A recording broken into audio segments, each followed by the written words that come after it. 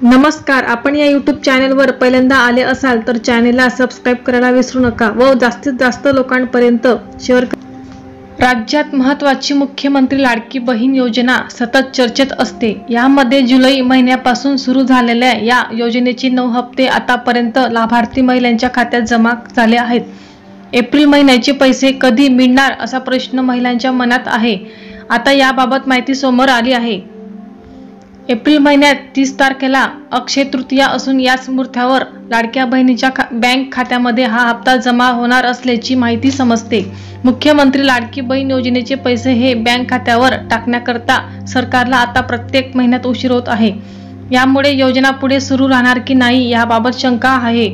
अक्षय तृतीयेच्या निमित्ताने एप्रिल महिन्याचा हप्ता 30 तारखेला महिलांच्या बँक खात्यात टाकण्यात येणार आहे।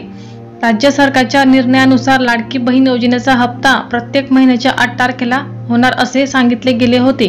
मात्र एप्रिलचा हप्ता 30 तारखेला मिळणार आहे, यामुळे महिलांमध्ये चिंता आहे। दरम्यान विधानसभा निवडणुकीत महायुतीसाठी ही योजना गेम चेंजर ठरली, पण विरोधकांच्या निशाण्यावरही ही योजना खूप आली। लाडकी बहीण योजनेचा गैरवापर झाल्याचा धक्कादायक प्रकार उघडकीस आला आहे। बनावट कागदपत्राद्वारे लाडक्या बहिणींच्या नावे अर्ज करण्यात आले आहेत, त्यामुळे अनेकांची नावे कमी केली गेली आहेत। दरम्यान मुख्यमंत्री माझी लाडकी बहीण योजनेतील अपात्र अर्जांची पडताळणी केली जात आहे असे राज्य सरकारकडून जानेवारीत जाहीर करण्यात आले होते। मात्र नंतर असे काही घडले नाही, त्यामुळे शंका उपस्थित केली जात आहे।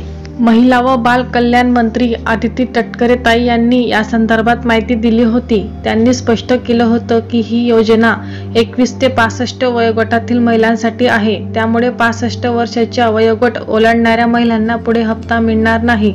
तसेच विवाहानंतर इतर राज्यात स्थलांतरित झालेल्या महिलांना योजनेतून वगळण्यात येत आहे।